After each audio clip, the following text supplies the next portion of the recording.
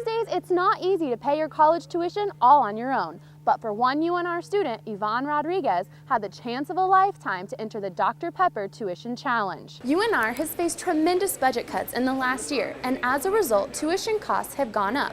I talked to students here on the UNR campus that are all currently employed, but despite working, they're all still facing some kind of financial burden. Whether you're at home or on campus, all you have to do is log on to your web campus account.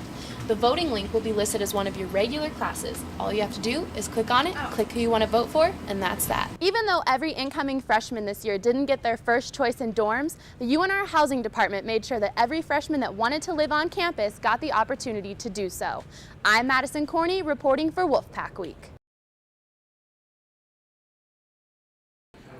When you decide to live in a college dorm, you expect the parties and the late-night study sessions, but what you don't expect is to walk out your dorm room door to see a knife fight. There was blood absolutely everywhere. It was like a horror movie. I basically hear loud, like, people screaming and stuff, and it's normal in the dorms for there to be ruckus at night. So we were just like, oh, it's nothing.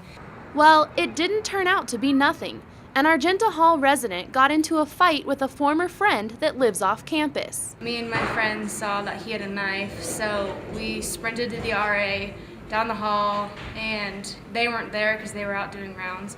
When I was down there, I said, where are RAs? Who's on the east side? Who's on where are RAs? And nobody knew. Did the RAs do what they were supposed to do in training? Did it go as smooth as you would have hoped when incidents like this happen? This is not a situation that we talked about during training. It was just a bad moment that caught him off guard.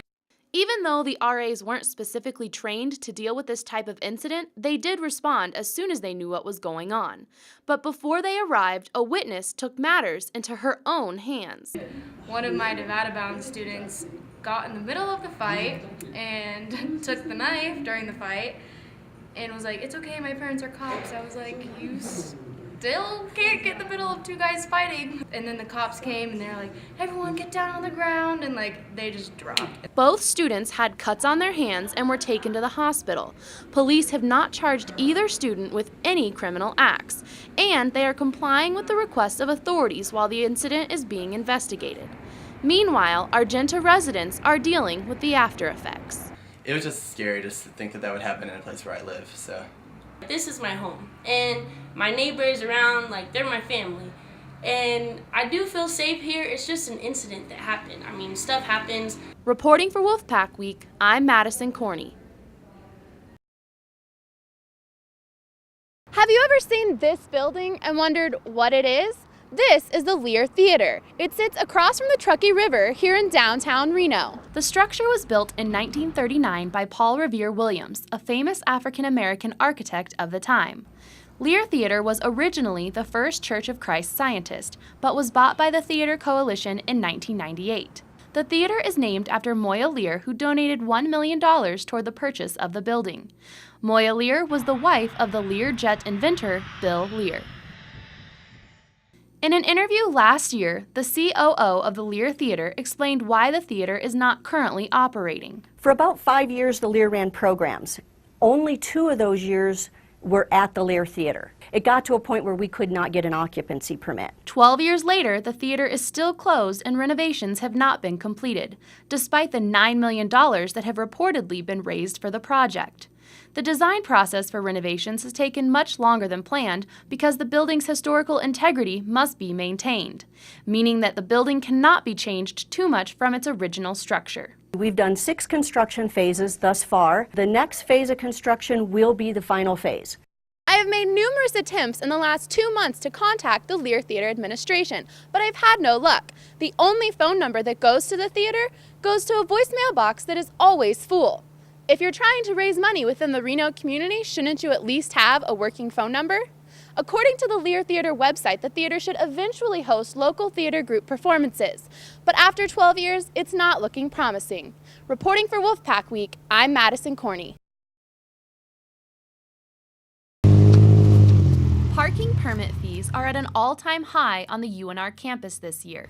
Some students are paying up to $400 a year, and they aren't happy about it. I think it's ridiculous for students. They're way too expensive. You know, I feel like parking is something that's a pretty steady rate, so I don't think they have a good excuse to charge a lot. I think there's a lot of politics involved. This year, each permit was increased by $25 because the athletic department could no longer pay for game day parking. So instead of charging fans to park here at West Stadium during games, students are being charged an additional $25 annually for their parking permits. If the fans are that dedicated, then why can't they just pay, you know? Even before this $25 increase, parking services was a hot topic on the UNR campus. Students even created a Facebook page titled Students Against UNR Parking Department. Numerous students have posted questions asking where all of their money is going. Melody Bayfield, Director of Parking and Transportation Services, explained how much it costs to pay for the parking garages each year. The $2.4 million bond debt, annual payment, that's a lot of money. And of course we have to charge a lot of money to make that bond debt. Then the citation revenue and funds received from meters pay for the shuttle services and the other operations. Bayfield also informed me that there were an equal number of students and faculty on the board that voted for the parking structures to be built back in 1998 for the Wayland Garage and 2005 for the West Stadium Garage. It's 6 years later and students are still paying off the structures that past students voted for. Current students do have a voice in this issue. They just need to speak louder. And how much did you pay for it? $400. What do you think Reporting for Wolfpack Week, I'm Madison Corney.